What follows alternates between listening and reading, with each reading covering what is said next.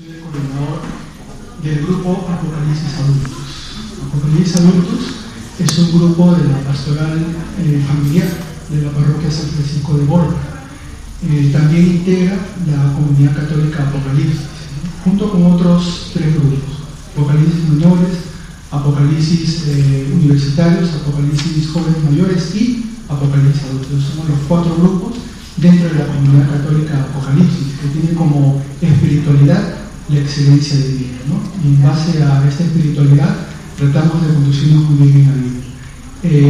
En el caso de Apocalipsis adultos, todas nuestras reuniones son los jueves a las 8:30 de la noche en el Salón Padre Ernesto, en el segundo piso de los ambientes parroquiales, salón del fondo, subiendo la escalera. Ahí nos reunimos todos los jueves a las 8:30 de la noche para desarrollar muchísimos temas.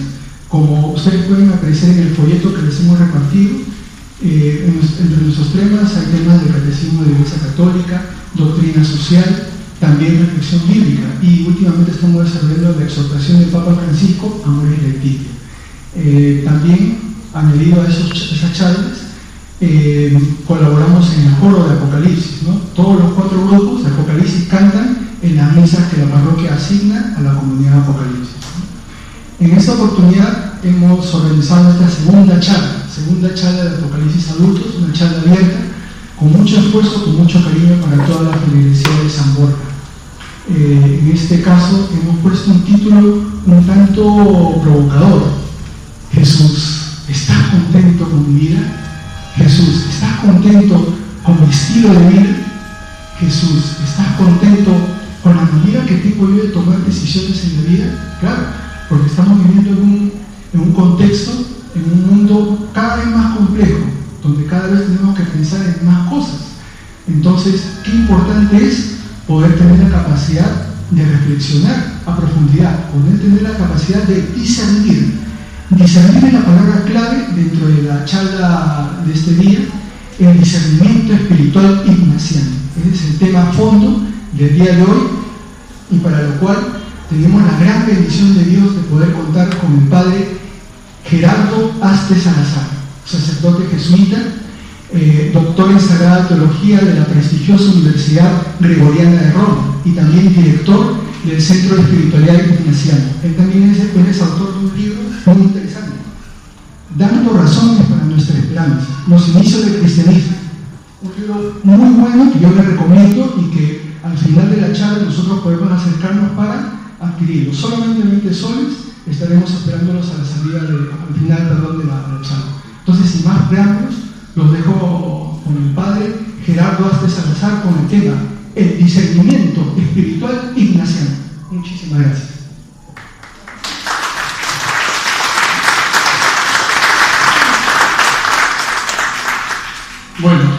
Buenas noches a todos. Antonio me invitó hace unas semanas porque dio esta charla en otro grupo y pensó que sería útil que la pudiese compartir con ustedes. Pues el tema es el siguiente: todos nosotros lo que buscamos en la vida es ser felices, y eso lo vamos a buscar siempre. ¿Y qué hacemos para ser felices? Tomamos decisiones. Entonces yo decido casarme porque creo que casado con esta persona voy a ser feliz. Yo decido estudiar tal cosa porque creo que voy a ser feliz. Yo decido trabajar aquí o trabajar allá porque creo que voy a ser feliz. En realidad, cualquier cosa que nosotros decidamos, en el fondo, nuestro último deseo es ser feliz. El problema es que solamente vamos a ser felices cuando elegimos lo que Dios quiere. Si no elegimos lo que Dios quiere, no vamos a ser felices, porque Dios es total felicidad. Pues la única forma en que yo llegaré a ser feliz es si llego a elegir lo que Él quiere, su voluntad. Si yo elijo su voluntad. ¿Qué es lo que hizo Jesús? Jesús va a elegir solamente la voluntad de su Padre. Va a tener frases todavía impresionantes, como por ejemplo decir: mi alimento es hacer la voluntad del que me ha enviado. O sea, yo solamente vivo para hacer su voluntad. Entonces, ¿en qué consiste la charla? En darles algunas herramientas para que cuando ustedes tomen decisiones en la vida, acierten en sus decisiones y sean felices. O sea, para que puedan elegir correctamente. Y a ese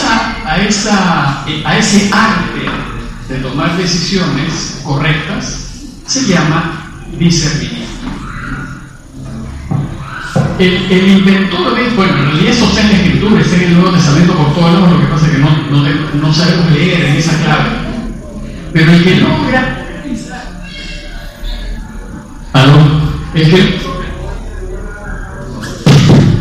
parece que voy a tener que cambiar el micrófono. El que logra organizar todo este tema del discernimiento es San Ignacio de Loyola, el que fundó los jesuitas. A propósito, Francisco Borja es un santo jesuita que conoció a San Ignacio de Loyola y que fue superior de todos los jesuitas en 1560. Bueno, entonces lo que hace es sistematizar todas estas reglas que nos ayudan a tomar decisiones. Entonces, de repente tengo que cambiar el micrófono.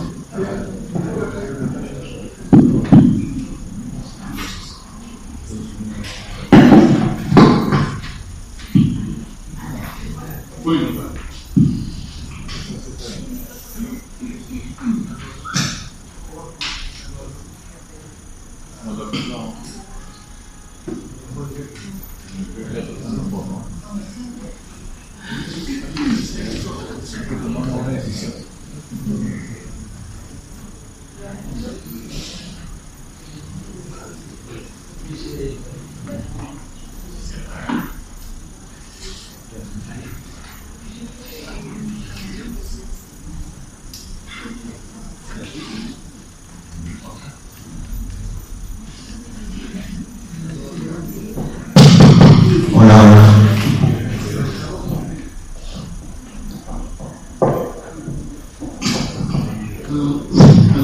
¿Aló?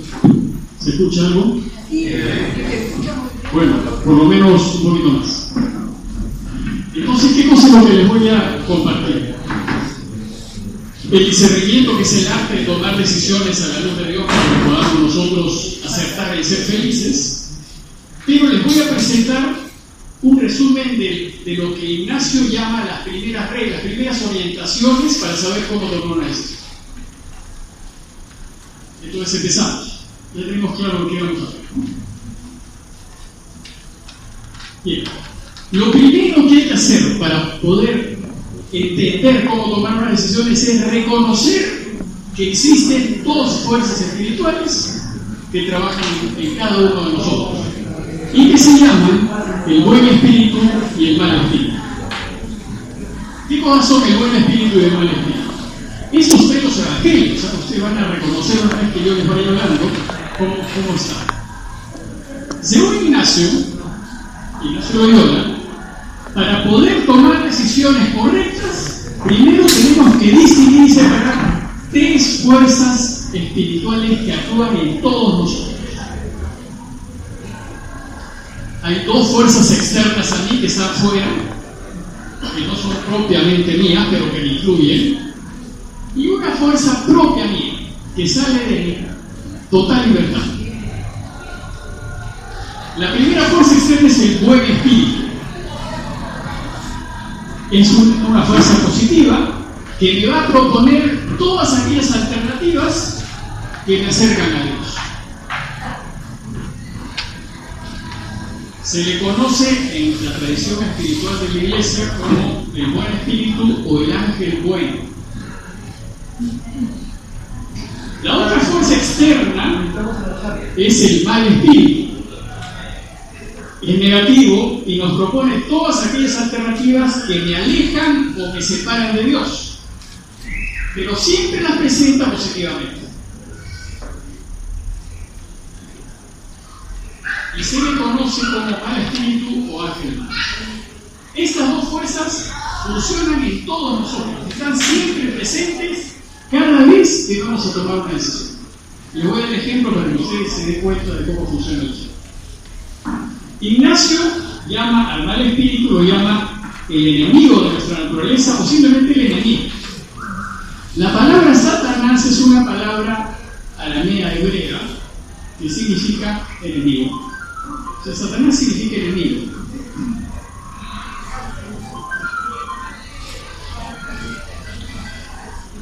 El problema es el problema que sucede en todos nosotros.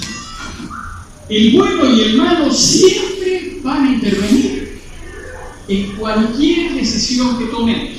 Siempre. Por más pequeña que sea.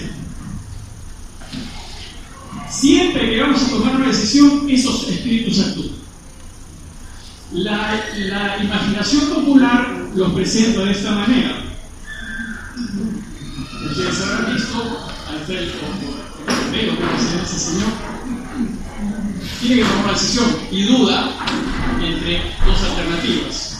Una, el bueno le va a decir, oye, mira, haz esto, y el malo le va a decir, haz esto otro.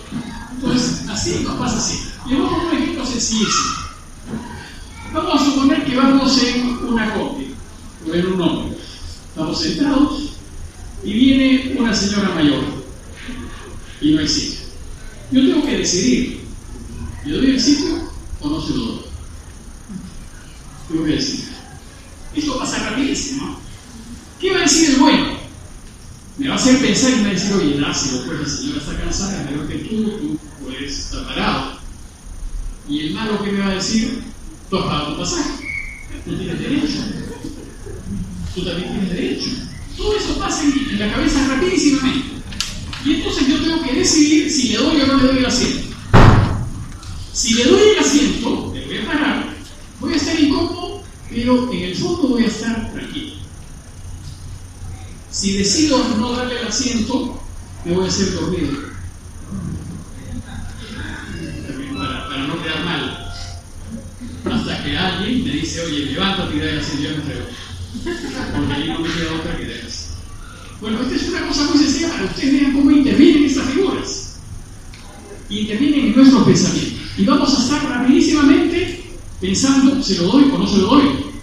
Y hay argumentos a favor de que se lo dé y argumentos a favor de que no se lo dé. Y los típicos argumentos para no darlo es, tienes derecho. Tú tienes derecho. Tú también estás cansado. Tú has pagado tu pasaje. Finalmente, ¿qué va a pasar? Hay una tercera fuerza, que es interna, que brota de mi exclusiva libertad. Yo soy finalmente el que elijo. Esta fuerza interna personal es la que me permite aceptar o rechazar estas sugerencias de estas dos fuerzas. Finalmente, yo voy a tomar una decisión y le voy a decidir darle el asiento o no dárselo. Pero esa decisión es mía. Finalmente soy yo el que decide. Esas fuerzas no me obligan a tomar, simplemente me sugieren rápidamente las alternativas. Eso sucede cada vez que nosotros tomamos una decisión. Cada vez que nosotros tomamos una decisión. La decisión última es nuestra. Yo soy el único responsable de la decisión que tomo. Y entonces, ¿qué pasa aquí? Nosotros somos el resultado de las decisiones que hemos tomado a lo largo de la vida. Yo soy lo que he decidido en mi vida ser. Por lo tanto, no me debo quejar. Pero cuando yo elijo mal, le voy a echar la culpa a otros. Y al primero que se le echa la culpa es a Dios. Cuando en realidad si estás mal, tendría que preguntar, ¿qué he decidido yo en mi vida que me ha puesto en esta situación? De repente elegí mal mi carrera, de repente elegí mal mi pareja, de repente elegí mal pues mi trabajo. ¿Qué cosa he elegido mal? Y entonces es fundamental tomar decisiones correctas, porque nos estamos jugando la felicidad. Finalmente somos nosotros los que elegimos y las decisiones las tomamos nosotros. Somos los únicos responsables de lo que pasa en nuestras vidas. Bueno, esto no es tan cierto, ¿no? Porque, por ejemplo, un niño de 12 años, si sus papás deciden irse a vivir al extranjero, no le va a quedar otra que irse a vivir al extranjero. Esa es una decisión que no la toma él, la toman sus padres, pero la sufre el hijo. Pues sucede que las decisiones de otros también me afectan, así como mis decisiones afectan a otros. Entonces yo tengo que tomar decisiones de tal manera positivas, porque voy a hacer mucho daño si me equivoco. Por ejemplo, Jesús no decide que lo mate. Pilato es el que decide matar. Jesús es una víctima de la decisión de Pilato. Tenemos que preguntarnos entonces cuántas veces yo he tomado decisiones que han hecho daño. Y si hacen daño, el daño siempre me rebota. Finalmente yo no voy a estar contento, no me va a ir bien porque he tomado una mala decisión. Entonces es fundamental tomar correctas decisiones. Compartimos nuestra propia libertad que nos permite tomar la decisión final, pero ambos espíritus van a interferir en el proceso de decisiones y nos van a empujar a elegir la alternativa que ellos prefieren. Y el enemigo va a insistir: oye, es mucho mejor que tú defiendas tu derecho de haber pagado el pasaje. Y el otro, el bueno, va a decir: mira, déjale, pobrecita, no importa que estés de pie, ¿qué cosa elegir? Y en esas pequeñas decisiones nos jugamos la vida. Somos una especie de imanes espirituales. Nosotros, al caminar por la vida, vamos a estar constantemente atraídos hacia el bien o hacia el mal. Yo tengo que elegir en qué lado me pongo. Siempre lo vamos a hacer. ¿Cuál es el problema? Que las decisiones las tomamos a cada instante. Y tomamos la decisión de venir o no venir, de escuchar o no escuchar, de tomar nota o no tomar nota. Tomamos la decisión de yo prefiero ir a misa que en lugar de venir acá, en fin. Tomamos las decisiones a cada rato. Nuestra vida es una suma de decisiones. El bueno nos va a influir para que elijamos la alternativa que nos lleva a Dios. Y nos va a proponer elegir esa alternativa indicándonos qué es la verdadera felicidad. El malo, para perjudicarnos, nos elijamos la alternativa que nos aparte de Dios, sugiriéndonos la alternativa nuestra. Le vamos a poner otro ejemplo. El ejemplo clásico en esto es el de Daniel, el ejemplo del árbol, de la manzana, del fruto. No es manzana, es un fruto. Ahí la escritura nos enseña cómo tomar decisiones. Es para eso el texto, para aprender a decidir. Y entonces fíjense cómo están los dos espíritus. El bueno. ¿Qué dice el bueno? El bueno es Dios. Elijan si quieren quedarse en mi jardín o se quieren ir. Yo les he construido este jardín para que sean felices, pero yo no los puedo obligar a que se queden acá. Para que ustedes sean felices tienen que elegir quedarse, pero pueden elegir irse. Entonces, ¿qué le dice el bueno? Si usted, el árbol es una puerta de salida. Si yo como, me voy. Si yo no como, me quedo. Entonces yo tengo que elegir, ¿me voy o me quedo? Entonces, ¿qué dice el bueno?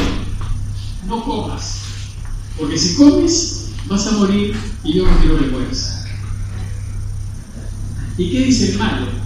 El malo, que está representado en las serpientes, es impresionante ese texto, porque va a empezar primero a actuar como actúa el malo, engañándonos. ¿No es verdad que Dios les ha dicho que no coman de ningún árbol? Hasta ese momento la mujer era lúcida y dice: no, eso no nos ha dicho Dios.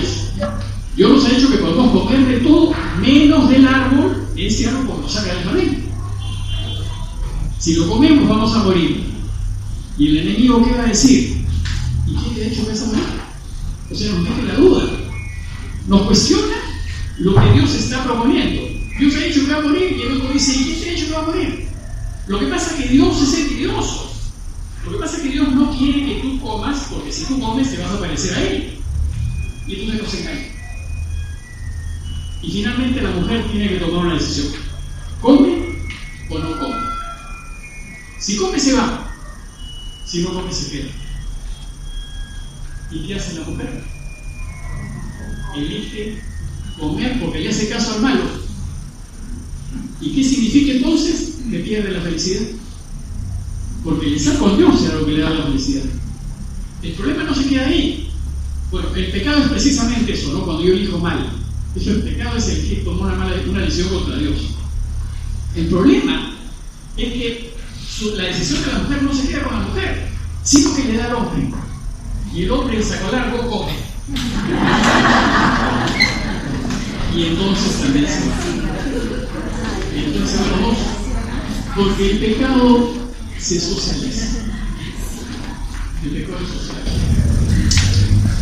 Entonces acá hay un clarísimo ejemplo de cómo se toman las decisiones y qué cosa es lo que nos hace felices. ¿Qué cosa hubiera sido lo que hace felices a estos primeros hombres? Elegir quedarse.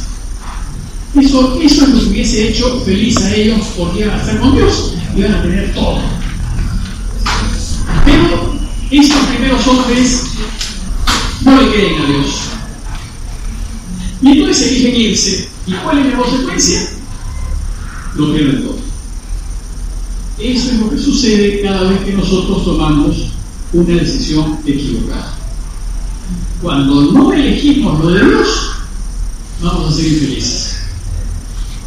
Y entonces, ¿cuál es el secreto de la vida? Elegir siempre lo que viene. Aunque sea difícil, aunque pierda, aunque deje de ganar. Yo voy a poner otro caso que está ahora en el tapete de la corrupción. Un caso es muy sencillo. Vamos a suponer que nosotros nos pasamos la luz roja. Entonces, los dos entran en acción, el bueno y el malo.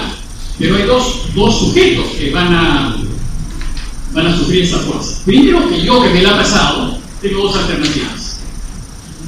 ¿Le pago al policía o no le pago? Pero eso sucede no solamente cuando empieza la luz roja, sino en cualquier trámite. En cualquier trámite que yo quiero sacar alguna ventaja, tengo la tentación de pagar. ¿Qué va a pasar? Si yo le pago, ¿qué me va a decir el enemigo? Págale, porque primero que no vas a estar con todo el problema de ir a la comisaría, de pagar la multa, de perder el tiempo. Es mucho más fácil y más ventajoso que le pagues. El bueno te va a decir, no le pagues, porque estás fomentando la corrupción, después no te quejes. Cuando el país está corrupto, no te quejes, porque tú estás fomentando. No le pagues y elige perder el tiempo, pagar más, facilidad. Entonces tienes que elegir mi conveniencia, que es pagarlo, o librarme de este problema, o no pagarle y quedarme en el problema. Desde el lado del policía también tiene que tomar una decisión. El policía no tiene que elegir: ¿le acepto el soborno o no se lo acepto? ¿Qué le va a decir el enemigo? Acéptaselo, mejora tu salario, vas a tener más, vas a estar mejor, complétalo. ¿Y qué va a decir el bueno? ¿No? Mantente en la ley. Si ha cometido una infracción, no le perdones, porque así el caos es general, pues no se va a arreglar nada, porque hay impunidad. ¿Qué elige el policía? ¿Qué elegimos nosotros? En eso buscamos la vida. Y eso pasa en cualquier tipo de trámite que tenemos que hacer. Si nosotros aceptamos corromper y corrompernos, el mundo va a estar peor. Si no aceptamos, vamos a tener desventajas. ¿Qué te dice Jesús? No aceptes. Finalmente la decisión es tuya. El domingo, hace 2 domingos, vimos el tema de las tentaciones. Domingo. Ahí las 3 tentaciones de Jesús son claves. Jesús tiene que elegir entre su conveniencia. A él le conviene convertir las piedras en pan, porque no ha comido. Le conviene a él convertir las piedras en pan. A él le conviene pararse en el pináculo del templo y tirarse, porque como no le va a pasar nada, todos van a seguir. Le va a facilitar la vida. Le conviene hacer eso. A él le conviene adorar a Satanás porque le da todo el poder, incluso poder hacer su reino. ¿Y qué hace Jesús? No va a elegir lo que le conviene, va a elegir a su Padre. Eso es lo que va a hacer. Y porque él elige a su Padre, a pesar de perder y a pesar de no ganar, va a resucitar. Ese es el camino que sé. Si nosotros queremos resucitar, si queremos ser felices, tenemos siempre que elegir lo de Dios, es decir, la verdad, la justicia, lo recto, lo bueno, lo noble, eso porque Dios es verdad, Dios es justicia.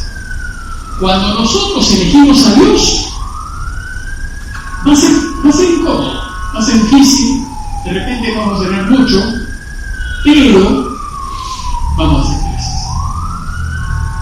Vamos a tener una familia sana, estructurada, buena, unida, los amigos nos van a querer porque somos rectos. Pero la gente cree que es feliz cuando no tiene problemas, cosa que es un error. La felicidad no es igual a no tener problemas. Jesús, creo que todos podríamos acordar en esto, fue un hombre feliz. Pero más problemas que los tuvo Jesús no tiene nadie. Lo van a fastidiar, lo van a insultar, lo van a querer despeñar, lo van a querer... Finalmente lo torturan y lo matan. Entonces uno se pregunta, ¿pero cómo puede ser feliz si pasó una vida tan difícil? La gente lo quería. Dios está con él. Duerme bien, duerme en paz. Eso es lo que da felicidad. La felicidad no la da tener. Ese es el engaño del enemigo. El enemigo siempre te va a decir, elige lo que te conviene. Y Jesús te va a decir, elige lo recto, lo de Dios, lo justo. Eso es lo que tienes que elegir. Aunque no te conviene. Entonces, en eso nos jugamos la vida.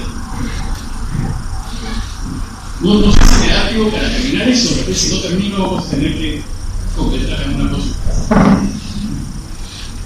Bueno, el malo siempre procura engañarnos. Diabolos, es en griego, significa mentiroso. Diablo significa mentiroso, es decir, nos va a mentir. Nos va a hacer creer que su propuesta produce felicidad. Y entonces, ¿qué pensamos en el mundo? Yo quiero ser millonario porque voy a ser feliz. Eso no te da la felicidad. Puede ser millonario, pero no puede ser no. ¿Dónde es el índice de suicidio más alto del mundo en los países? Suecia, Finlandia, Noruega, es donde más se suicida. Y es el que tiene el más alto nivel de vida. Entonces, eso, a ver, nos tendría que llevar a pensar, de repente yo soy feliz. O sea, la felicidad te la da el ser correcto, el ser justo, porque eso une a la familia. Eso, el estar con tu gente, con los tuyos, eso es lo que te da felicidad. El dormir bien, el dormir en paz, no teniendo ser asustado porque de repente llega la policía y me lleva. Y tener la conciencia limpia es lo que da felicidad. Él es el mentiroso por excelencia. Y va a intentar hacernos creer que la alternativa que nos propone es mejor que la que propone Dios. Siempre lo va a hacer. Siempre procurará hacernos elegir lo que le da placer, lo que nos haga tener más, lo que nos haga estar más cómodos, seguros, poderosos, importantes, etc. Y vamos a tomar decisiones, pero realmente una pareja, un marido y una esposa, el enemigo debe decir, oye, mira, tu mujer ya está mayor, por lo tanto que es una muchachita más joven, vas a estar mejor. Y entonces, si elige mal, destruye su familia. Destruye. Y recomponer eso es muy difícil. Porque las heridas que causan los hijos son muchas veces irreparables. Antes de elegir, hay que pensar muy bien dónde se le gana. Para que nos inclinemos en su favor, nos va a presentar las cosas de la mejor manera y nos va a hacer seguir falsos razonamientos, ¿no? Como por ejemplo en la combi, ¿no? Tú tienes derecho, por supuesto que tienes derecho, pero eso no significa que no le vas a dejar el asiento a alguna señora. Entonces, para pagar el asiento que es pagado, pero acá se juega otra cosa, ¿no? O sea, ¿tú qué decides? ¿Decides dárselo o no dárselo? ¿Qué es lo que te va a engañar? ¿Cuál es el engaño en el fruto, en el jardín del Edén? ¿Qué dice la mujer? Mire que es muy bonita la forma como nos presenta la Escritura, ¿no? ¿Qué hace la mujer? Vio que el fruto tiene tres cualidades. Primero, es bueno para comer, todo lo que es bienes materiales, todo lo que es comodidad, seguridad. Es apreciable a la vista, o sea, es atractivo. O sea, todo lo que es la forma, la atracción, la fama, el honor, el que te aplaudan. Esa es una tentación constante. Las formas siempre son fundamentales. Si ustedes van al supermercado y quieren comprar leche, pero si la caja de leche está chacadita, ya no van a comprar. Van a buscar una que no esté. Pero eso es pura forma, porque el contenido es igual. Pero nosotros elegimos por la forma, cosa que es un error. Elegimos a la bonita en lugar de elegir el corazón. Y ahí nos vamos a quemar siempre. Y entonces, ¿qué hacemos nosotros? Como elegimos por la forma, nos transformamos, pues, cirugías plásticas, tintes, cuánta cosa hay para que nos elijan. Pero estamos engañando en realidad porque no nos mostramos como somos. Y entonces cuando la pareja se entera cómo uno es, ya se decepciona. Están vendiendo un artículo falso. Nos hará creer que su alternativa nos dará la felicidad que buscamos. Y te va a decir, tú elige corrompernos, ¿por qué? Porque va a ser mejor para ti, no vas a perder el tiempo, te va a salir más barato que pagar la multa, vas a estar rápido, te conviene, elige.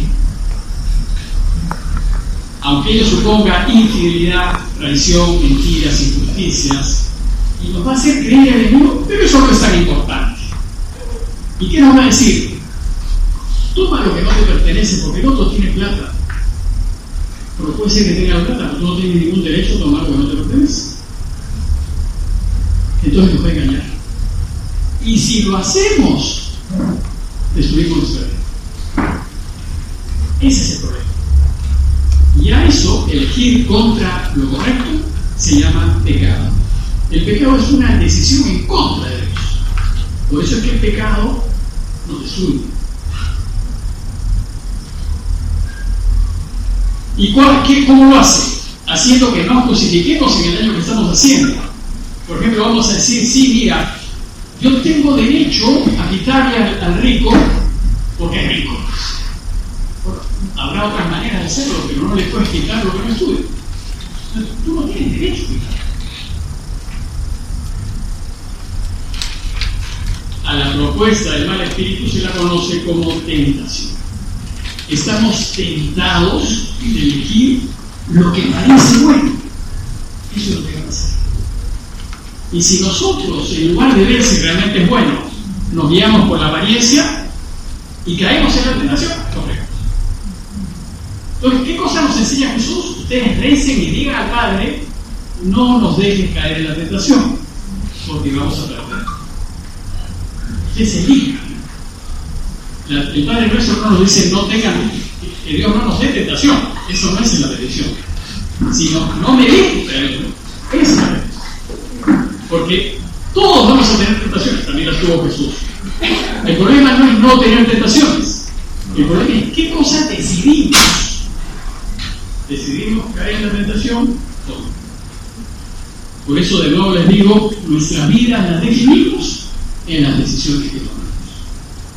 En eso nos jugamos nuestra felicidad presente y futura. A la interferencia del bueno y del malo, a causa de esa interferencia es necesario que averiguemos. Entonces, cuando yo voy a decidir quién está detrás de cada alternativa, porque yo quiero saber cuál es la alternativa que Dios prefiere. ¿Cómo sé yo si me tengo que casar con esta chica o con esta otra? ¿Cuál es la que Dios quiere que yo me case? Yo tengo que averiguar quién está detrás del asunto, porque el malo me va a decir, elige esa, el bueno me va a decir, elige esta otra. ¿Cómo yo sé? O me va a decir, cásate o no te cases. ¿Cómo yo sé? Ese es el tema del discernimiento. Necesito saber qué espíritu está detrás de cada opción para saber qué cosa tengo que escoger. Por eso San Juan, en su evangelio que sostiene la Biblia por todas partes, nos dice, no se fíen de cualquier espíritu, sino examinen si los espíritus vienen de Dios. O sea, ya nos está enseñando. Entonces, que como no sabemos esto, en mi caso le hacemos esta frase. Tenemos que examinarnos, y esa es la clave del examen. Ignacio San Ignacio de Loyola dice que hay que examinarnos 2 veces al día, por lo menos. Al mediodía para ver cómo me han engañado el buen, el mal espíritu, qué cosa me ha superior el bueno. Y en la noche para hacer lo mismo, para ver qué decisiones he tomado o voy a tomar, para que no me deje engañar. Tengo que examinar. A eso se le llama examen de conciencia. Pero la gente cree que el examen de conciencia es una lista de pecados, cosa que es falso. El examen de conciencia es saber quién influye en las decisiones que estoy tomando. El objetivo pues, del discernimiento es separar esas 2 fuerzas que influyen en mí, para que al elegir escojamos la alternativa que Dios quiere dar y seguir la proposición. Bueno, es muy difícil de una charla, solamente les presento el tema, pero hay que practicar. Eso es un trabajo de todos los días. Mientras más lo practiquemos, mucho más capaces seremos de elegir lo correcto. El asunto es que cada vez que estamos a las puertas de una decisión, las 2 fuerzas entran en acción. En las decisiones menores su interferencia es mínima, claro. Es mínimo si yo le doy el asiento a la señora o no te lo doy, es mínimo. Porque bueno, por último, la pasiva de la señora, unos kilómetros. Pero el máximo, la interferencia es en decisiones mayores. Casarme, hacer el sacerdote. Si yo tomo una decisión, voy a ser un pésimo sacerdote. La carrera, el trabajo, vivir en este país, vivir en otro, cuántos hijos voy a tener, en qué colegio los voy a poner. Esas son decisiones gruesas. Ese es otro ejemplo, ¿no? Algunos papás ponen a sus hijos en el colegio pensando en los círculos de amigos que va a tener. Una pésima decisión. Tú no tienes que elegir en función de lo que a ti te conviene. Tú tienes que elegir en función de la mejor educación para tu hijo. Pero si tú vas a elegir un colegio porque te vas a rodear de gente importante, estás pensando en ti, no estás pensando en tu hijo. Y quien decide así, no quiere.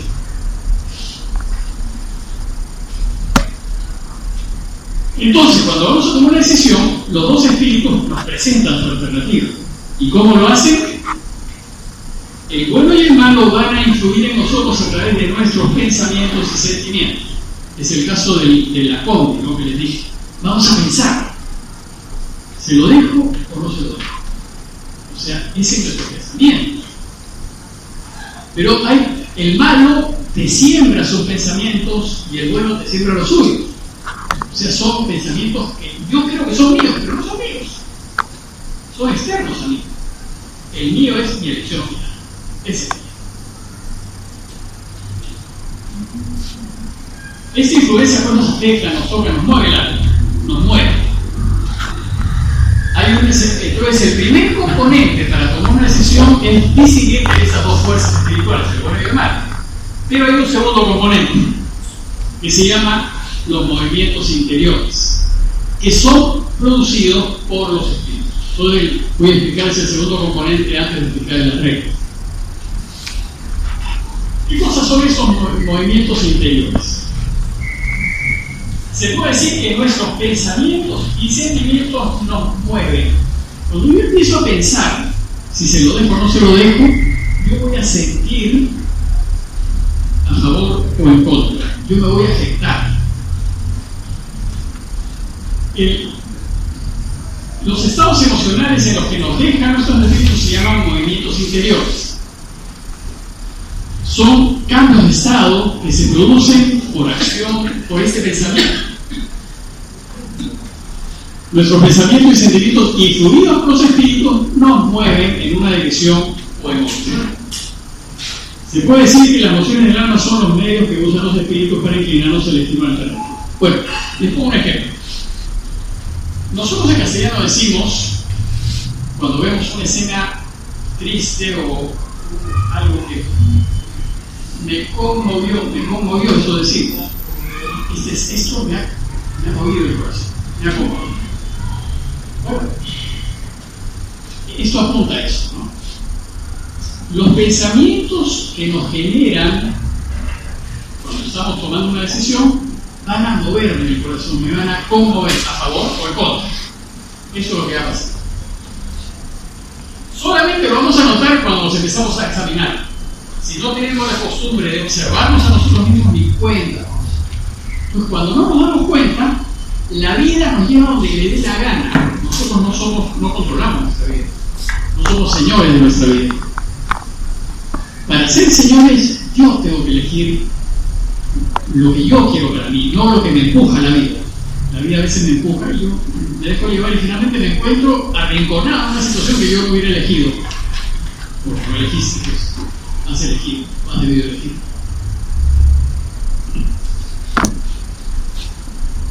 Todos estos movimientos interiores se pueden agrupar en dos grandes bloques o grupos, dice Ignacio. Los movimientos de consolación agrupan todo pensamiento y sentimiento que me acerca a Dios. Y yo me muevo en consolación cuando me oriento al bien. Pero están los movimientos de desolación. Se agrupan todos pensamientos y sentimientos que me separan de Dios. Y somos movidos en desolación cuando nos desorientamos de Dios. A estas nociones las podemos percibir. O sea, me doy cuenta de esto a través de pensamientos buenos o malos, constructivos o destructivos, o sentimientos. Alegría, rechazo, etc. Les voy a poner ejemplos, porque así es un poco oscuro. El discernimiento espiritual consiste en observar y analizar nuestros pensamientos y sentimientos. Es lo primero que tenemos que examinar. ¿En qué he pensado el día de hoy? ¿Cuál ha sido el pensamiento marcante que me ha tenido todo el día? Así yo voy a saber si estoy movido en consolación o en desolación. Y distinguir quién me está moviendo en consolación, el bueno o el malo. Una vez que distinguimos, voy a saber qué me conviene, porque sabe dónde está él. Siempre hay que elegir la opción alternativa promovida por el bueno, porque esa es la que Dios prefiere. Y la que Dios prefiere a veces no es fácil. Por ejemplo, Jesús tomó la decisión de subir a Jerusalén, pero él sabía que si subía a Jerusalén lo iban a matar, pero él decide eso. ¿Y qué le dice su amigo Pedro? Si te van a matar, ¿para qué vas a ir a Jerusalén? Vámonos a otro sitio donde no nadie te va a dar el daño. ¿Y qué le dice Jesús a Pedro? Apártate, Satanás. O sea, el enemigo, el mal espíritu, te está haciendo, está usando a ti para que yo cambie de decisión, para que ya no suba a Jerusalén. Eso está en la Escritura, pero no nos damos cuenta. Así funciona.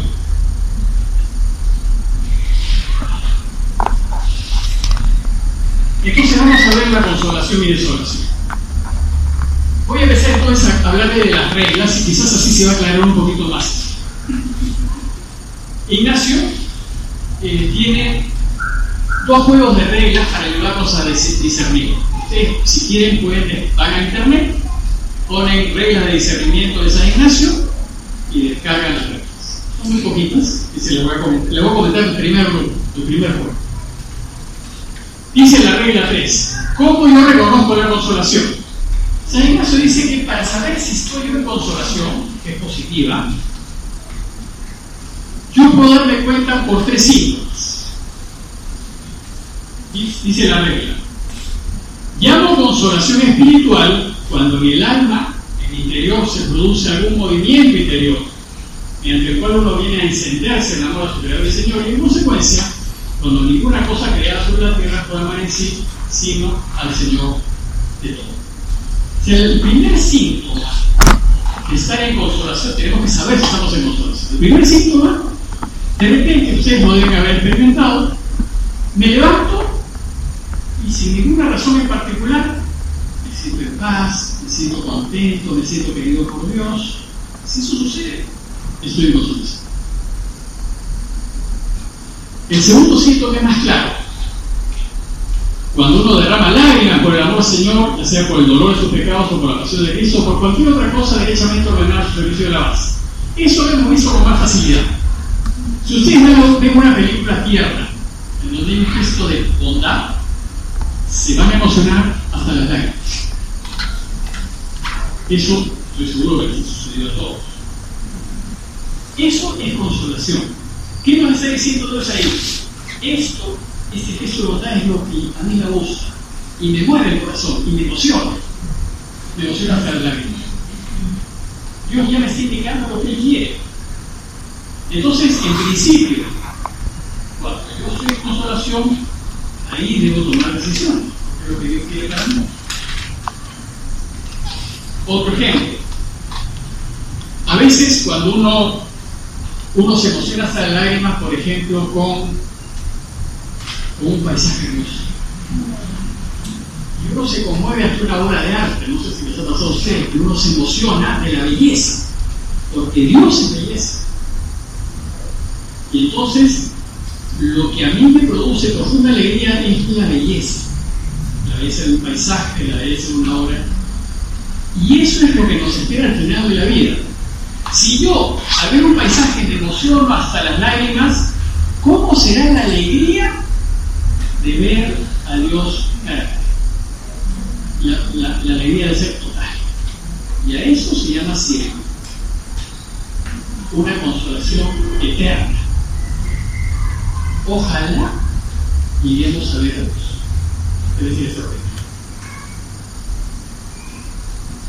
El tercer síntoma de consolación, finalmente, dice Ignacio, llamo consolación a todo aumento de esperanza, de fe y de caridad y toda la alegría interna que llame a traer las cosas celestiales.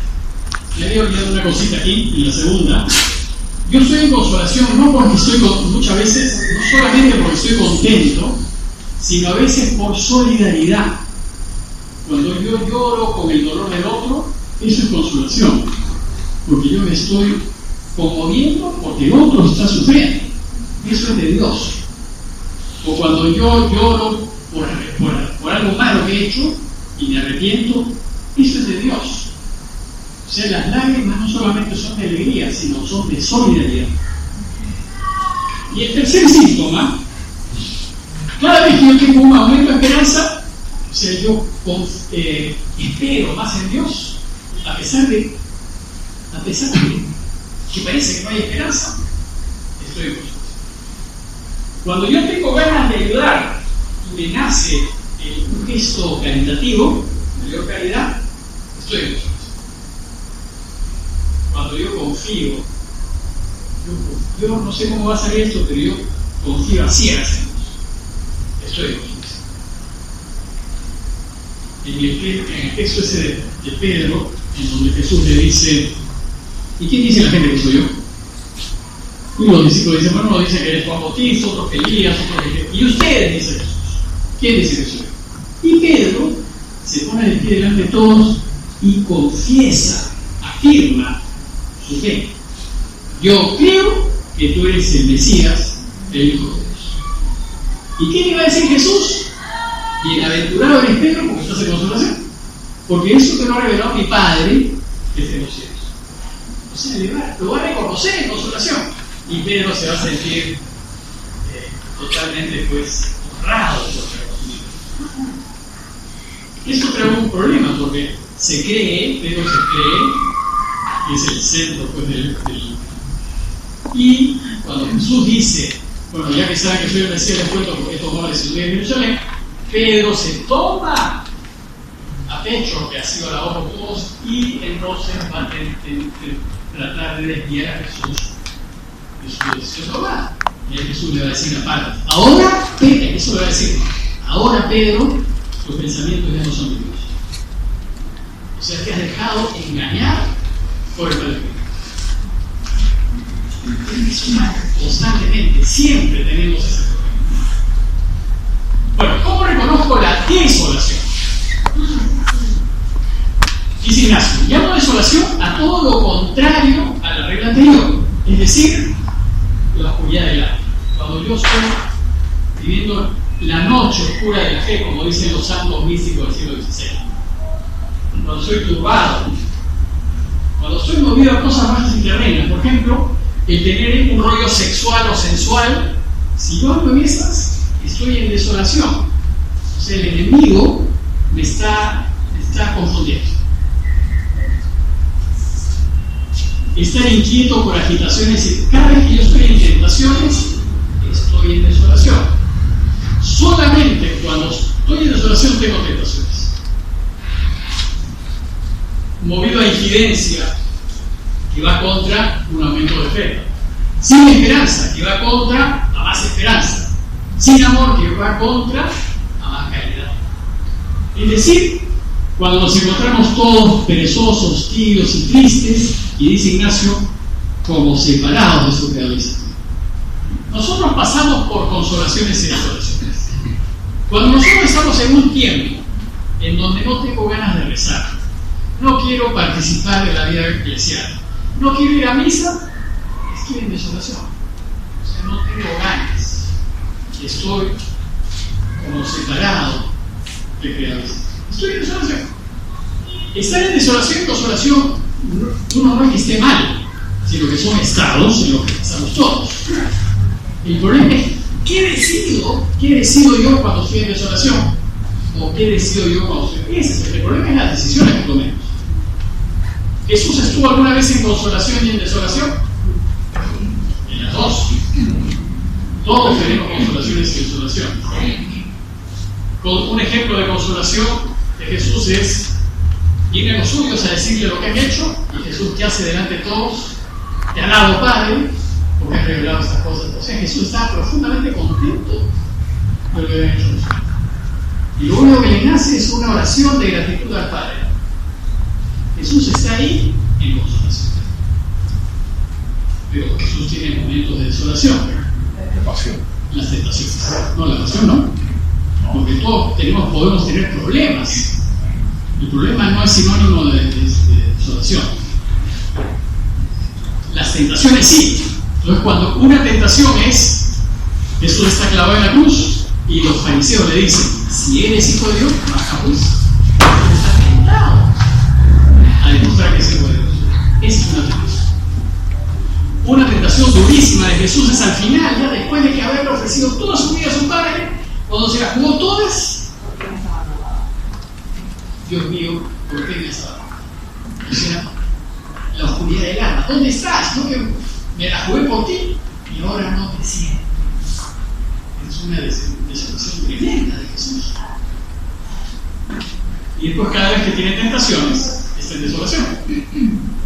Después de multiplicar los panes, la gente, ¿qué va a decir?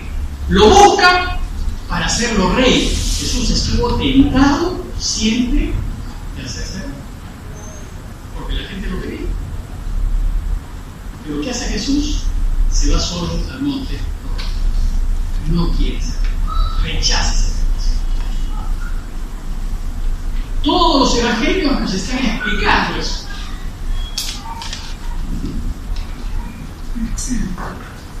¿Y cuáles son las relaciones entre consolación y desolación?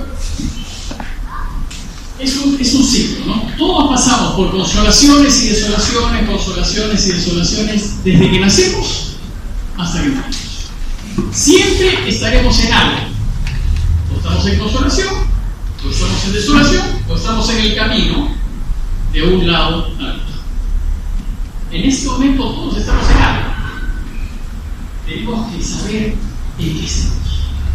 Tenemos que examinarnos para saber en qué estamos.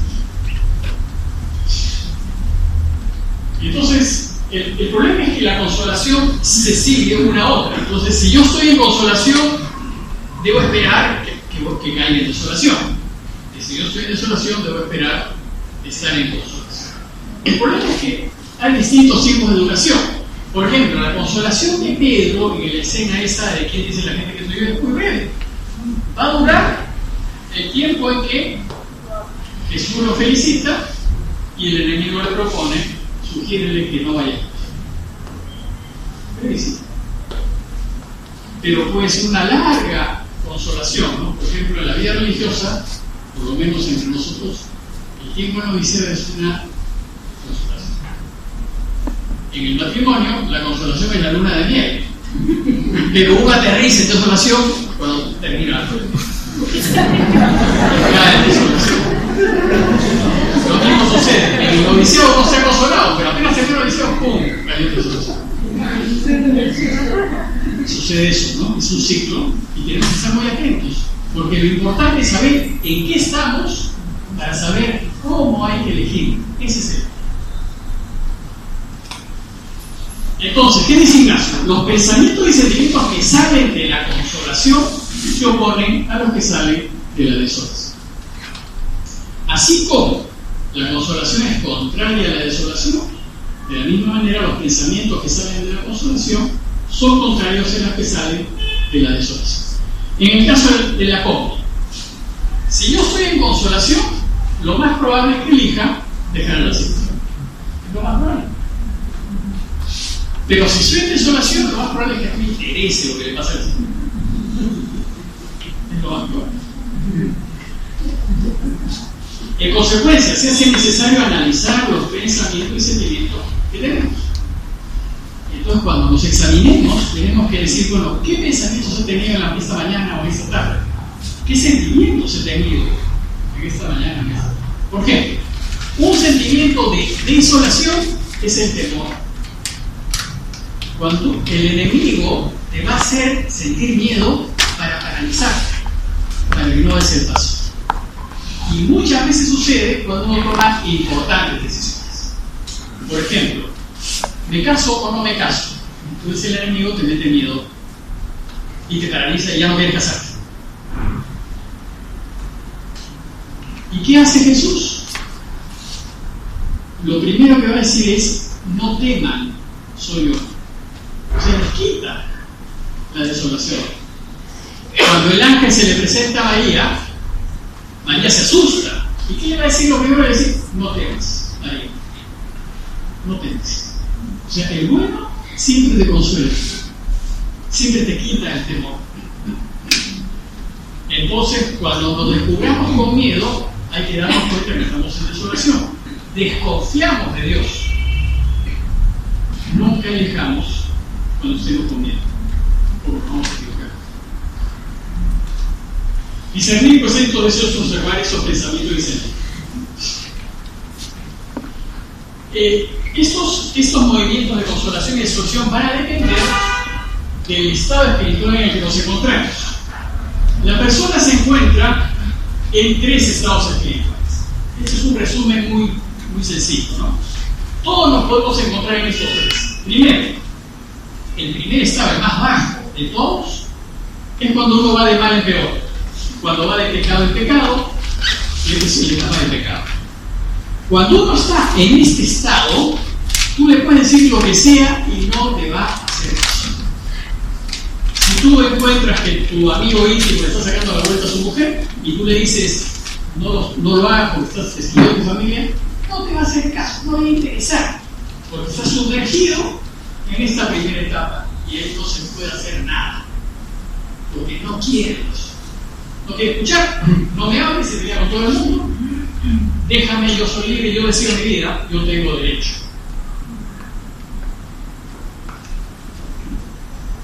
Una cosa también en ese estilo, ¿no? Algunas mamás, después de 30 años de casada, dicen, bueno, ahora tengo derecho a vivir mi vida. ¿Cómo que vivir tu vida? Tu vida debe entregarse cuando te casaste, ya tú no tienes ningún derecho. Tu vida, si te debe centrarse en tu familia. Tú ya no puedes argumentar que ahora tienes que vivir tu vida. Eso es el mal espíritu. Te está metiendo un pensamiento que va contra una decisión fundamental. La segunda etapa es cuando uno va de mal en bien. Y esta es la etapa de la conversión. Esta es la etapa del hijo pródigo, por ejemplo. La etapa de la conversión del hijo pródigo, porque cuando el hijo pródigo estaba derrochando su vida, estaba aquí. Por más que le digas, oye, ¿cómo estás haciendo esto? No te va a hacer caso, él está en otro. Pero cuando se ve que la vida lo chanca, está totalmente fregado y se sienta a reflexionar lo que ha hecho en su vida, se lo tranquila. Y dice, no, voy a volver a mi padre y le diré, Padre, he pecado contra el cielo y contra ti. Pero hay una tercera etapa, que es cuando uno va de bien en mejor. Esta es la etapa de seguir. Cuando yo me doy cuenta que lo único que importa es Dios y decido trabajar para Él. Lo que Él quiera. Bueno, acá no se puede hacer nada. El problema es esta voz. Porque es aquí donde los espíritus van a interferir para que Dios no emita. En este caso, para que yo no vuelva a Dios. Y en este caso, para que yo no siga. Van a interferir. Vamos a ver en el primer estado. ¿Qué dice Ignacio? Si la persona va en contra de Dios, va de mal en peor, ¿cómo funcionan los espíritus? Fíjense. El malo me va a producir una falsa consolación para hacerme creer que vivir en el pecado realmente es lo mejor. Entonces me pego una borrachera salvaje y creo que mientras yo estoy borracho estoy feliz. La resaca me pone a prueba. Pero eso viene después, en ese momento no me importa. Me propone entonces placeres aparentes, deleites, placeres sensuales. ¿Para qué? Para que yo no abandone mi pecado. En cambio, el bueno me va a producir una aparente desolación. El bueno nunca nos mete en desolación, pero sí nos pone en un estado que parece una desolación. Por ejemplo, me va a remorder la conciencia.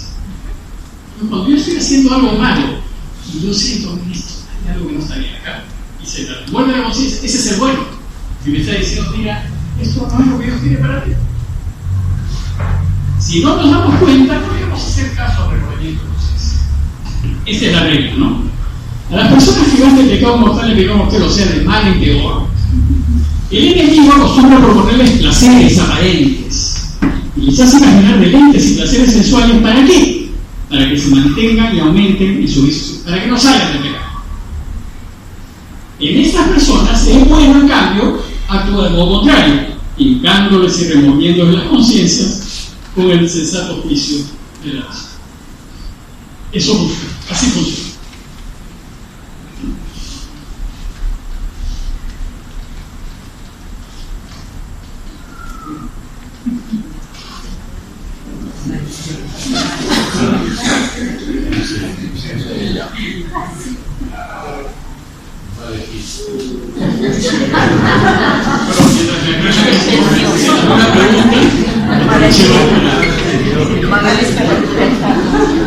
¿Alguna pregunta mientras tanto?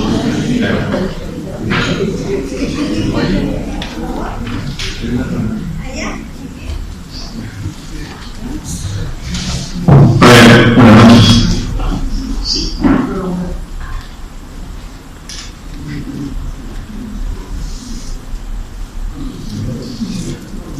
Sí. Bueno, dentro, digamos, de todo este esquema, digamos, de alguien que nos dice lo bueno y lo malo y nos trata de confundir en ambos lados, ¿no? Uno para hacernos ver el bien y otro para engañarnos que el mal es bien, ¿es suficiente nuestro juicio para determinar, digamos, llegar a un buen destino? Yo me imagino que sí, pero en algunos casos realmente no. ¿Cómo que nuestro juicio? O sea, nuestro libre albedrío, nuestra forma de decidir sobre el bien y el mal. O sea, ¿eso es suficiente o hay algunos factores que no nos permiten tener ese juicio correcto? Bueno, de hecho somos racionales, entonces nosotros razonamos todo lo que pasa. Pero si no estamos ayudados por, si no caminamos de la mano de Dios, no necesariamente vamos a entender.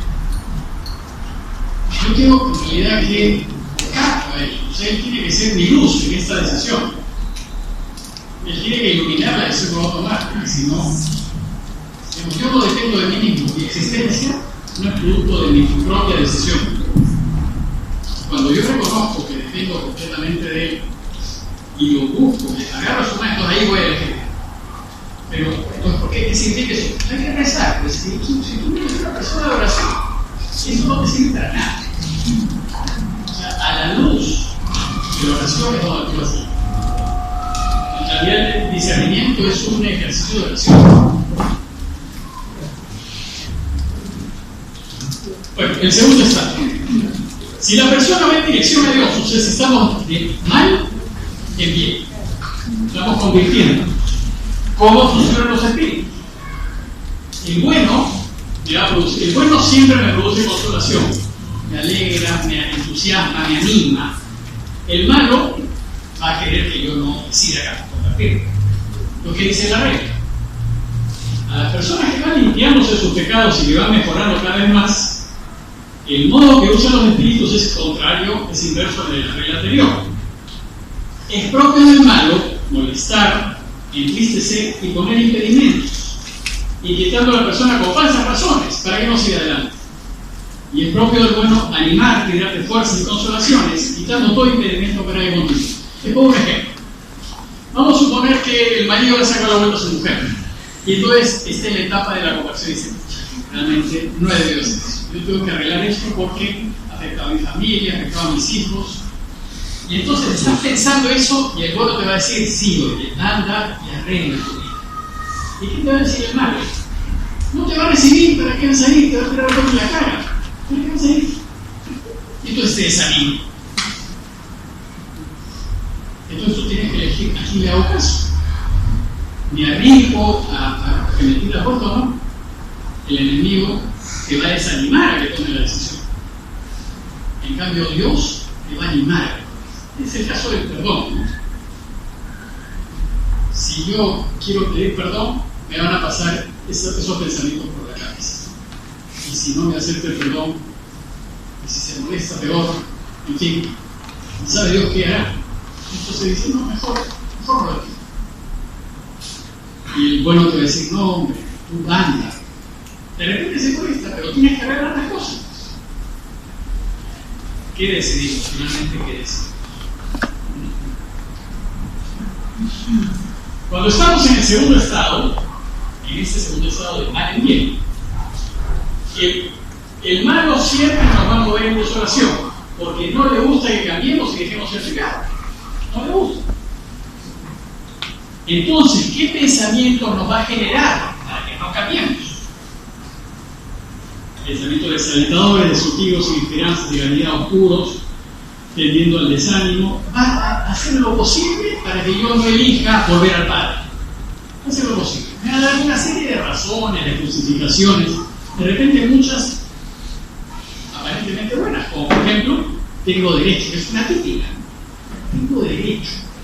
Esa es una cosa extrañísima. Y se va a expresar en pensamientos como: tú no puedes, es inútil, pierdes el tiempo, no vale la pena, y eso viejo para esas cosas. Ese tipo de pensamientos, cuando tú vas a tomar una decisión, por ejemplo, tienes que dejar ese pecado. No, mira, ya estoy viejo, ya no voy a poder. O ya lo he intentado tantas veces, es inútil. Esos son pensamientos de mal espíritu para que no haga el cambio. O sea, me va a desanimar siempre. Y voy a tener sentimientos también negativos. Por ejemplo, temor, intranquilidad, angustia, impaciencia, vacío, soledad. Todos esos sentimientos van a impedir que yo dé paso. En este mismo ejemplo, cuando estamos considerando la decisión de creer pecado y avanzar hacia Dios, el bueno me va a consolar, me va a animar, me va a decir: sí, hazlo. Y los pensamientos que me generan serán entonces positivos, claros, transparentes, animosos, buscando siempre el bien. Mire, es mejor, tu familia va a estar mejor, vas a estar más unido, vas a estar tranquilo. Serán pensamientos pues de conversión, de deseo de Dios. Y lo mismo sucederá con mis pensamientos. El bueno me va a generar sentimientos positivos, de alegría, de paz, de paciencia, de confianza. Eso es lo que va a pasar en nuestro vida. En las personas que están en ese segundo estado de desarrollo espiritual, la consolación siempre la produce el bueno. Siempre que estamos en el segundo estado, siempre la consolación es del bueno. Y la desolación siempre es del mal. Porque dice Ignacio: así como la consolación nos guía y aconseja más el bueno, en la desolación nos hace el malo, cuyo consejo no podemos seguir si queremos hacer. A las personas que están pues en ese segundo estado, les basta saber, para poder tomar una decisión, si están en consolación o desolación. Porque si están en consolación, saben que es el bueno, y si están en desolación, saben que es el malo. Bueno, el problema, el peligro aquí, en ese segundo estado entre el problema y la desolación. El problema está en el tercer estado. Cuando uno va de bien en mejor, el enemigo, como ya no le vamos a hacer caso, cuando estamos en desorden no le vamos a hacer caso. ¿Cómo nos engaña?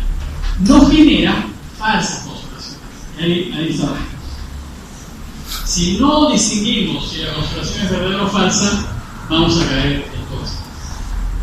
Pero eso es una segunda regla que de repente en el futuro les podré ver. ¿Cómo entonces actuar en desolación? Porque ese es el problema. En el segundo estado, el problema es la desolación. ¿Cómo actúa en desolación? 3 son las causas principales por las que entramos en desolación. 3. Primero, por ser flojos, perezosos y descuidados en nuestros ejercicios o prácticas espirituales. Y por nuestra falta se aleja la consolación. Entonces, cuando yo no rezo, cuando no participo en las celebraciones eucarísticas, cuando no participo, entonces me enfrío y caigo en desolación. O sea, mi pereza, mira, si yo quiero dormir más hoy día, sé que no va a ir. Ahí es el inicio de una desolación. ¿Vas a creer? Segundo, esta es una razón pedagógica para mostrarnos qué tan entregados somos y hasta cuándo permanecemos en su servicio de alabanza sin recibir tantos regalos y besitos. A veces Dios, para hacernos crecer, nos suelta de la mano y caemos en desolación. Pero es una razón pedagógica, nos está enseñando. Es como los papás cuando le enseñan a caminar a sus hijitos. Nos sueltan de la mano a ver cuántos pasos da el niñito o la niñita antes de agarrarse a cualquier cosa. Dios, para enseñarnos a caminar en el camino espiritual, nos quita la consolación. ¿Cuántos pasos damos sin la consolación de Dios? En el libro último de Teresa de Calcuta, ella dice que estuvo como 50 años en desolación. ¿Cuántos años, a pesar de todo, siguió adelante, de no sentir a Dios, no sentir la paz, no sentir la alegría? Siguió adelante. Lo mismo se dice de Teresa de Ávila, hace una serie de años, en desolación es terrible. Con 1 minuto de desolación estamos deshechos. La tercera también es una razón pedagógica. Pero nos dimos cuenta y para que internamente sintamos que no se debe a nosotros tener gran devoción, amor intenso, ni lágrimas, ni duda, consolación. Para que no nos apropiemos de lo que no es nuestro, llenando nuestro entendimiento sobre el sucio y atribuyendo a nosotros la consolación. O sea, ¿qué cosa? La tercera razón por la cual entramos en desolación viene cuando nosotros nos creemos pues los mejores, nos creemos los santos, nos creemos los buenos. Y entonces dice, mira, si ella es bueno, es porque yo entonces para que aprendas, te quito la consolación y pum, caes en eso. Cuando presumimos, cuando nos engreímos de los dones que Dios nos ha dado, Dios te quita la consolación para que aprendas que cualquier cosa que tengamos es porque todo es don y gracia de Dios. No es nuestro. Si yo tengo algo bueno, es porque yo participo de la bondad de Dios. Si yo puedo, es porque participo de la potencia de Dios. Si yo tengo algún tipo de sabiduría, es porque participo de su sabiduría. Pero yo no soy dueño de la sabiduría, ni del poder, ni de nada. Pero cuando yo me la creo, entonces Dios me dice, no se perdido. ¿Quién me quita? La potencia. Esto es clave. ¿Qué actitud debemos tener frente a la desolación? Primero tenemos que darnos cuenta cuando estamos en desolación que es lo peor que podemos estar. O sea, es un estado que hay que evitar. ¿Qué actitud tenemos que tener? En desolación nunca hay que cambiar las decisiones tomadas. La regla es fundamental. Esta es la regla de oro. En tiempo de desolación nunca hacer cambios, sino más bien mantenernos firmes y constantes en los propósitos de millones o más hasta el día anterior a esa desolación o en las decisiones tomadas en la anterior desolación. Bueno, ¿qué es lo que pasa? Cuando uno está en desolación es muy cómodo, como que quiere salir. Cuando nosotros tomamos decisiones en desolación, nos vamos a equivocar. Siempre sucede eso.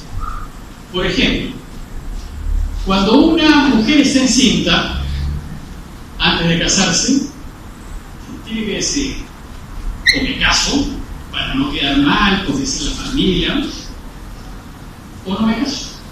El enemigo te va a decir, cásate. Esa es una decisión en desolación, porque yo estoy angustiada, estoy fastidiada, etc. Tomo una mala decisión. Es una pésima decisión decidir casarse en esas circunstancias, porque no tiene libertad. Porque la clave es la libertad. Entonces, ¿qué va a pasar? Vas a tapar las apariencias. ¿Qué cosa es lo mejor? Tener un hijo, y si realmente estás enamorada, cásate. Pero no te cases presionada por la sociedad, sino cásate porque realmente quieres hacerlo. Esa es la decisión. ¿Cuántas personas hay que desgraciadamente eligen mal? Eligen sin libertad y lo único que hacen es fregarse la vida y fregarse la vida. No van a ser felices. Cuando estamos en desolación estamos siendo movidos por el mal. Entonces nunca hay que elegir cuando estamos en desolación. Pasa siempre, pasa cada rato, ¿no? Cuando estamos en algún problema, lo que queremos es salir del problema. Entonces elegimos para salir del problema. No elegimos por el bien, sino elegimos como un escape, ¿no? Si algún muchacho viene y me dice, yo quiero ser jesuita porque en ese sentido estoy frustrado porque me dejó mi enamorada, pero lo primero que le digo, mira, ve, no sirve por eso. Esta no es una decisión para ti.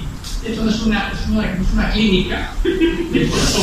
O sea, tú tienes que jugar. Cuando estés contento, elige a la compañía. Pero no lo hagas por desilusión. Eso no te sirve. Tampoco te cases por desilusión. Porque ¿qué es lo que pasa en el matrimonio? Uno saca un clavo con otro clavo. Y entonces dice, como este me sacó la vuelta, me caso con el siguiente. No importa si lo quiero o no quiero. Pero para enseñarle a él que me puedo casar. Pésimo, pues. O sea, no eliges en libertad. ¿Cuántas decisiones tomamos así? Lo único que logramos es malograrla. En consecuencia, lo que decidamos en desolación nunca será bueno, porque será una sugerencia del mal. Lo que hay que hacer es primero buscar cambiar la desolación en consolación. ¿Es posible? Ignacio dice que sí, pero tenemos que trabajar. Debido a que en la desolación no debemos cambiar las decisiones tomadas, mucho ayuda a buscar con insistencia salir de la desolación, como por ejemplo esforzarnos más en la oración, en la meditación, etc. Si yo caigo en desolación por flojera, porque no tengo ganas de ir a misa, no tengo ganas de rezar, ¿cómo salgo de la desolación? Buscando rezar, buscando participar en los sacramentos. ¿Cuál es el problema?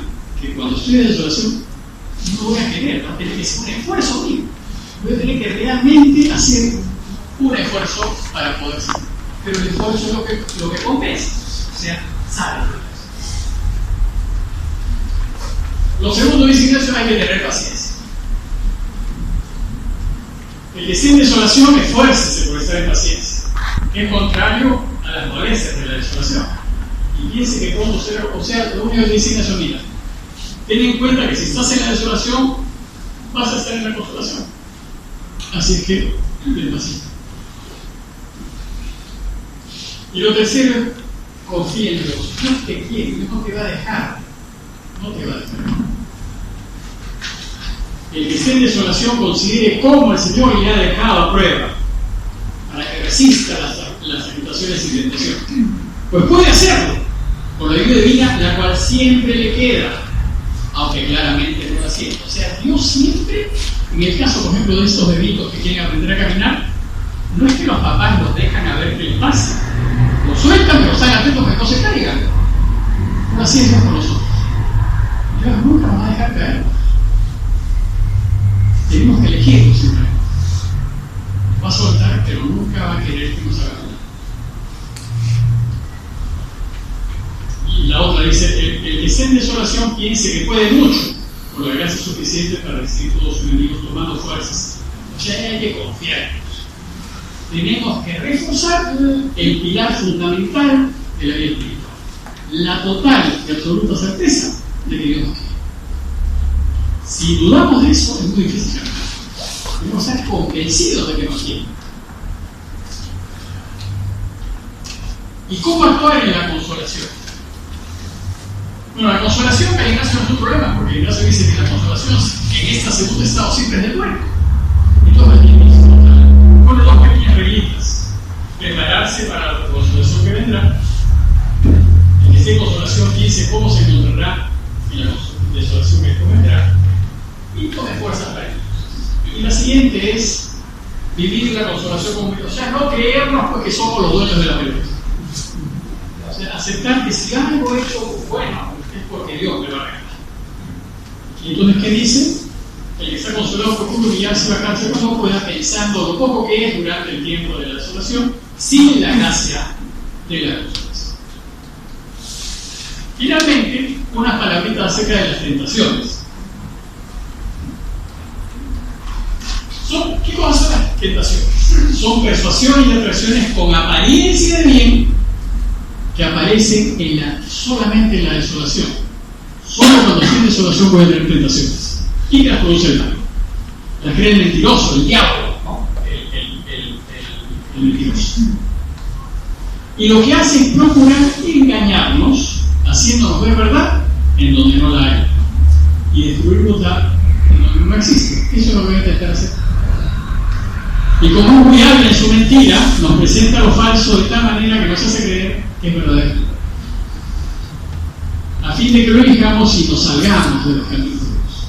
Y entonces siempre me va a hacer creer, hay un dicho en inglés que dice, el jardín del mi vecino siempre es más verde que el mío. Y entonces, ¿qué va a hacer el enemigo? Hacerte mira, tu vecino es mejor que tu mujer. El trabajo de tu vecino es mejor que el tuyo. Los hijos de tu vecino son mejores que tú. Entonces tú te ven engañados. Cuando en realidad vaya uno a saber las dificultades que pasa el vecino. El vecino también dirá lo mismo a este.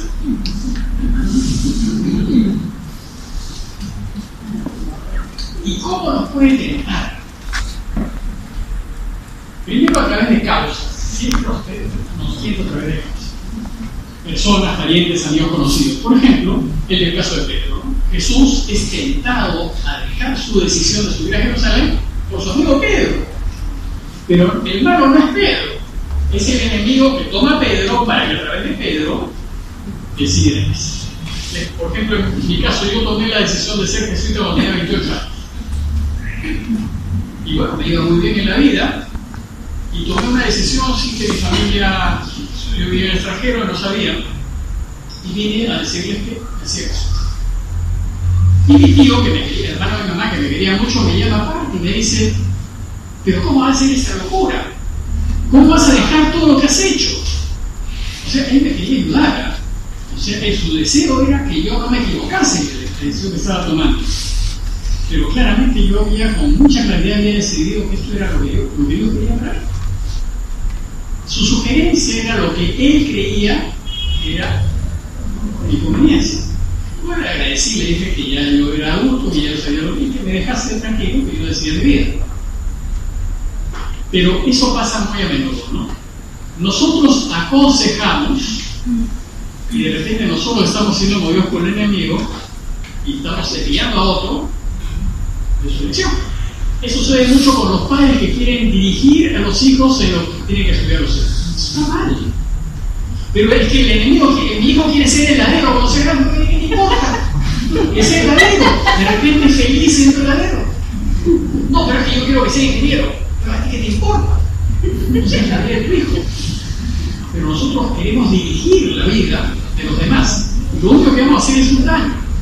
Porque el hijo, para no llevarlo a contra, va a ser ingeniero, va a ser infeliz y te va a echar la culpa a ti. Porque la decisión que tomó fue por tu culpa, y no feliz. Y mejor hubiera sido ingeniero.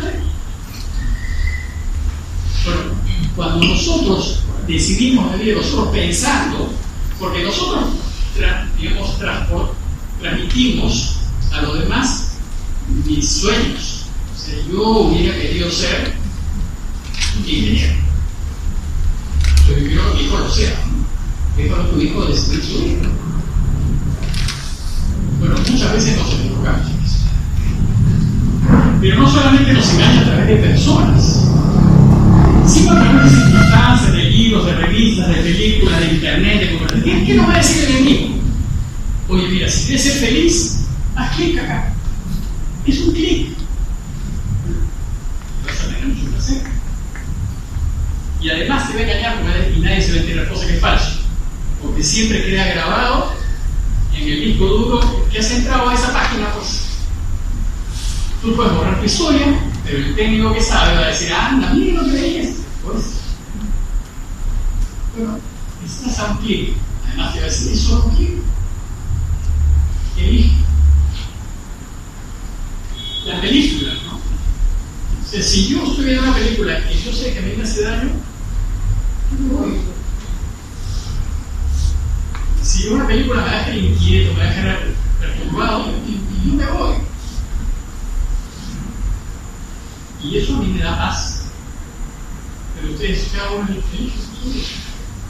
Yo jamás veo una película de terror, jamás. Me quita la paz, jamás. Ni siquiera una película de esas de violencia salvaje.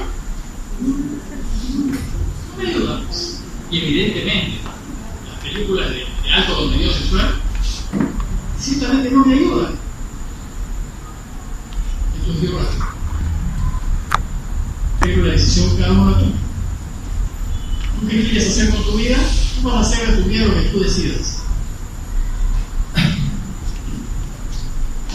Y va a aprovechar nuestras limitaciones, nuestro carácter, nuestra personalidad. Va a aprovechar nuestra fortaleza. Por ejemplo, si yo soy una persona decidida y positiva, él me va a decir, tú aplastas al otro, arrasa con él. Tú eres el que tiene las ideas claras. Entonces va a aplastar a los demás. Pero si yo soy una persona más bien tímida, cuando yo veo una injusticia, el enemigo que me va a decir, no, tú no digas nada, porque eres tímido. Tú digas porque no tú hagas las cosas que tienes que hacer. Pero tú cállate. Para entendernos.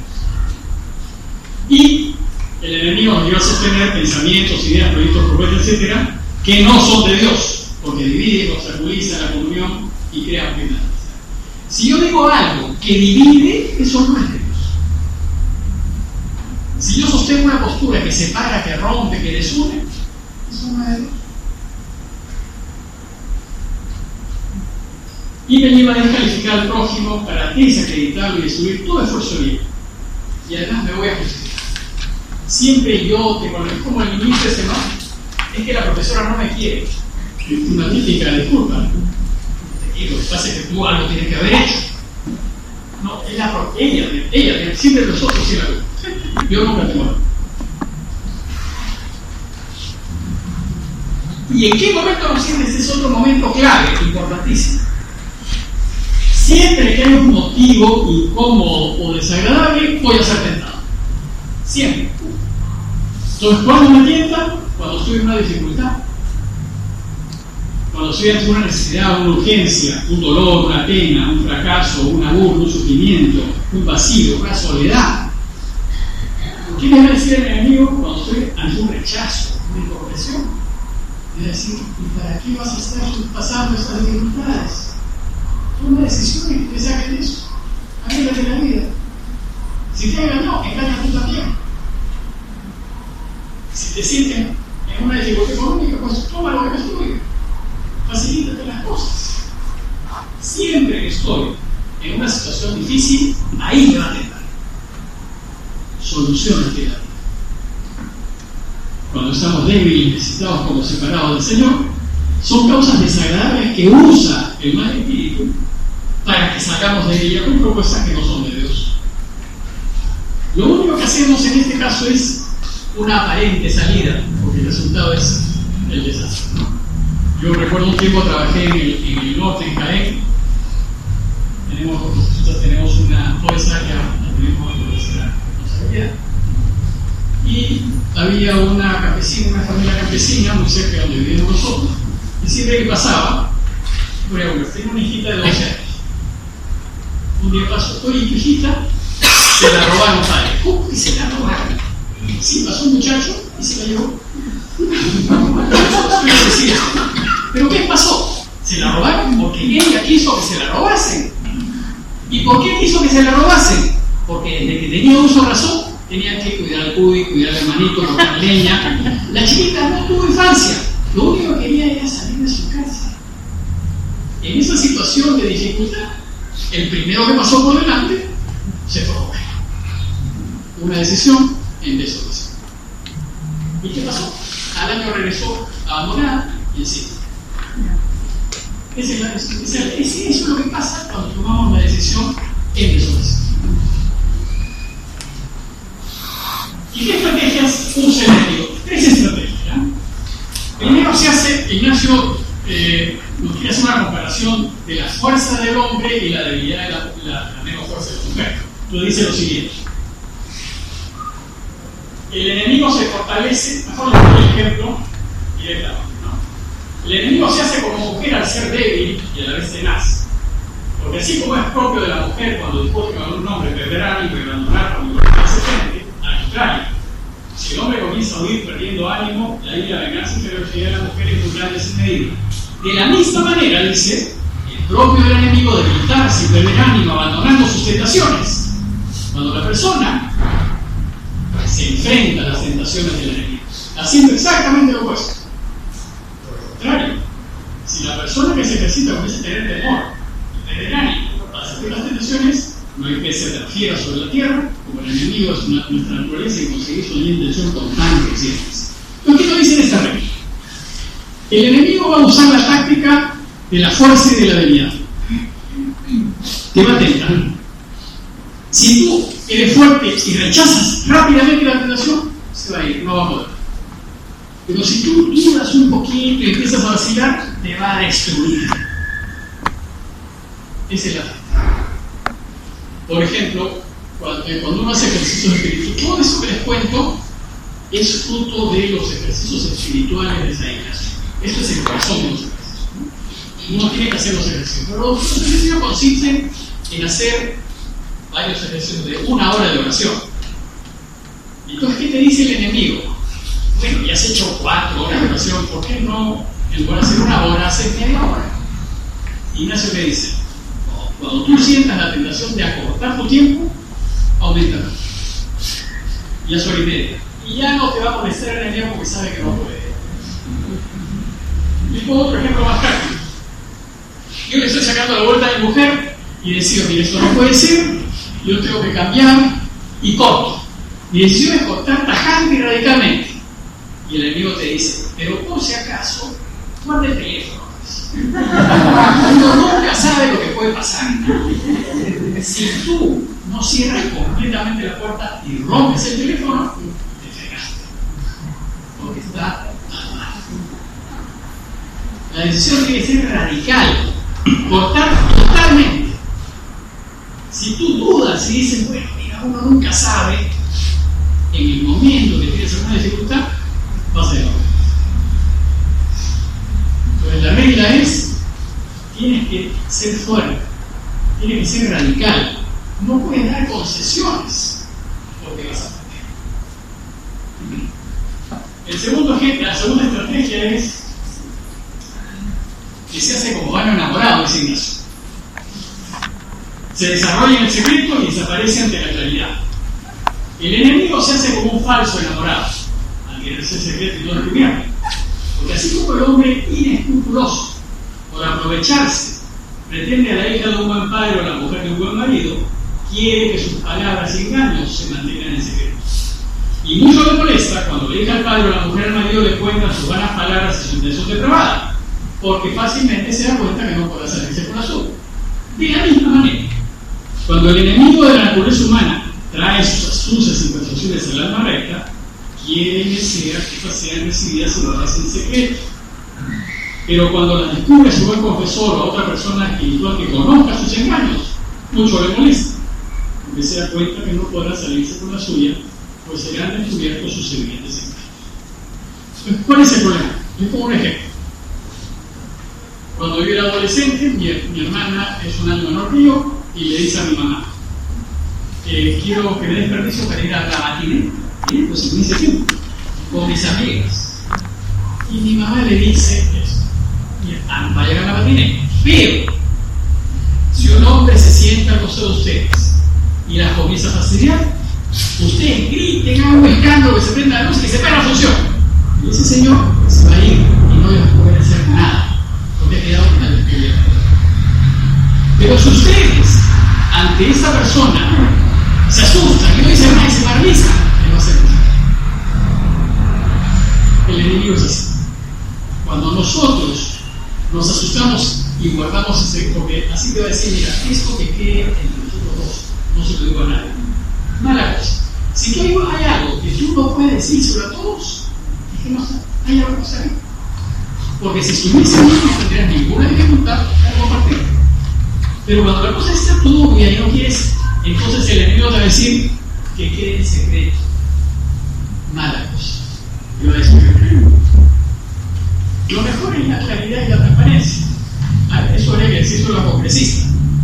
Si a mí me acusan porque tienen problemas con mis cuentas, lo primero que yo haría es que abran mis cuentas. No tengo que pedir permiso al juez, yo mismo lanzado para que ustedes la vean. Yo no tengo nada que esconder. Pero si algo tengo que esconder, no la voy a abrir. Así funciona el enemigo. El enemigo quiere que siempre las cosas se mantengan ocultas y los secretos no estén. Lo de Dios es claro, transparente, abierto, limpio, natural. Finalmente, la última, se hace como la otra. Nos ataca cuando estamos flojos, débiles y se retira ante nuestra seguridad.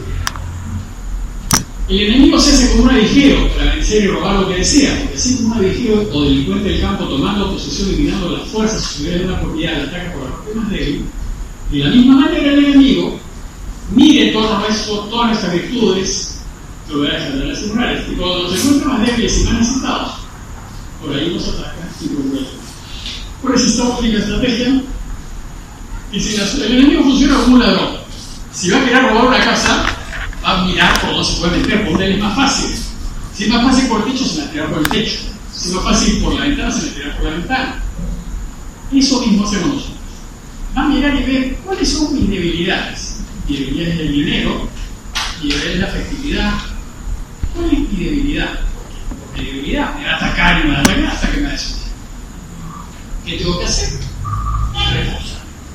Si la ventaja es la débil, bueno, ponerle reja. Si la debilidad puede ser una forma, ponerle el sector, lo que sea.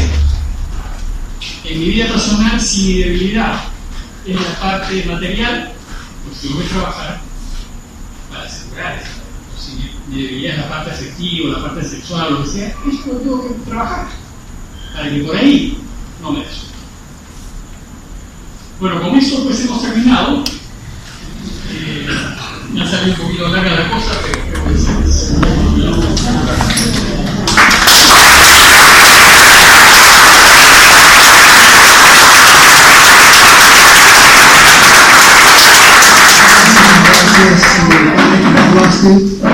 Gracias a todos ustedes por haber venido a esta charla, nuestra segunda charla con los adultos.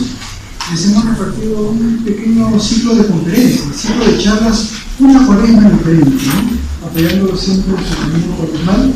Este jueves 16 de marzo tenemos el siguiente tema, la conversión de los bautizados. Será en el aula del Padre Ernesto, segundo piso, en fondo, el aula grande. Tendremos otra charla especial para todos ustedes. Y seguidamente los invitamos, ¿no?, a poder conocer este libro, Dando razones a nuestra esperanza, escrito por el Padre Gerardo Ángel, se lo recomiendo, está leyendo el prólogo y da datos interesantes acerca de los inicios cristianos. Muchísimas gracias.